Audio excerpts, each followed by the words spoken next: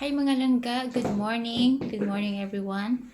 Or good afternoon sa inyo dyan. So, today, galing kami sa Clemente or sa City Hall dito sa amin dahil nag-apply kami ng passport ni Elton. So, 11th of September, exactly when Elliot is 3 months, we can pick up his passport. Finally, may passport na si Elliot. So, pwede na kami mag-travel anytime kung mayroon na siyang passport mga langga. So, then, bali, ang bilis lang mga langga ng process ng pag-apply namin ng passport kasi, ano na siya, parang nag-apply, nag-fill up na kami online. So, mabilis na lang siya pagkadating namin doon. Sinubmit na lang namin yung mga valid IDs namin, both Elko and I, and then yung picture ni Elliot. So, ayan, pagkatapos nung nabilis na lang. So, nung pauwi na kami kasi yung appointment time namin is 10. But we arrived there around 11:30 love.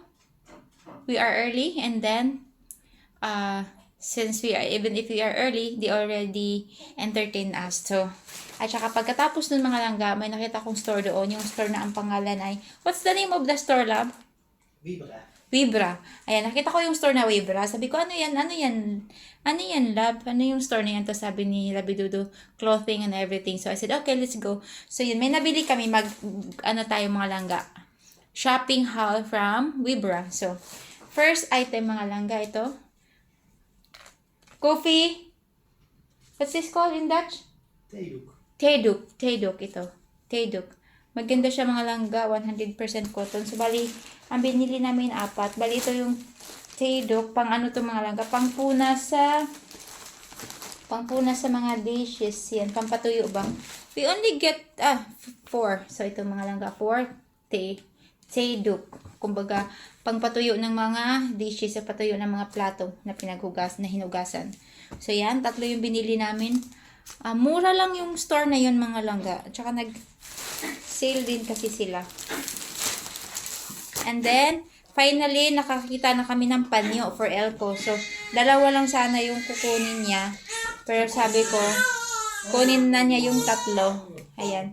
3 na kunin niya. So, bali, meron siyang, sa isang, meron siyang 3. So, meron siyang 9 pieces na kasi kawawa na yung kanyang, kawawa na manggalangga yung kanyang panyo. So, ayan. So, may nakita din kaming ganito.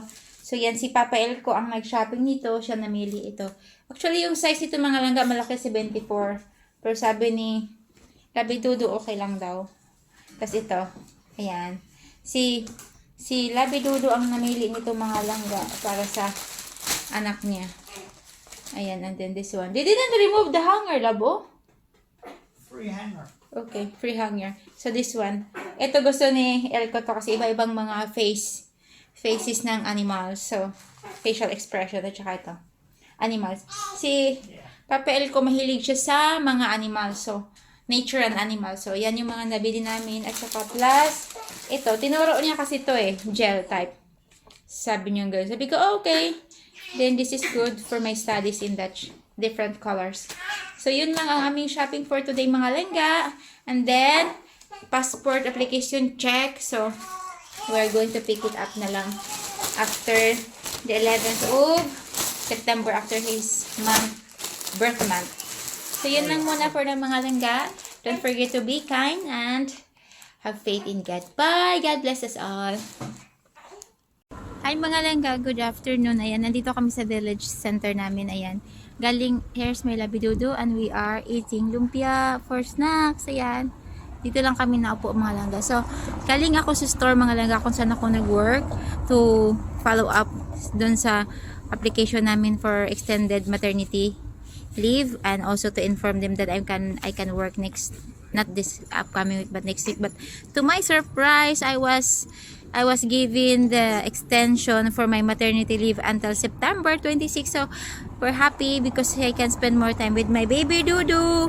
Ayan, so happy kami mga langga dahil hanggang September 26 ako walang work. So, yeah, more time with my baby. So, yun lang mga langga. Kumakain kami ng lumpia dito mga langga. This is what you call this? Lumpia. What kind of lumpia? Italian or Mexican? Vietnamese. Vietnamese lumpia mga langga. There. So, gusto ko tong lumpia na to mga langga. So, kain mga langga.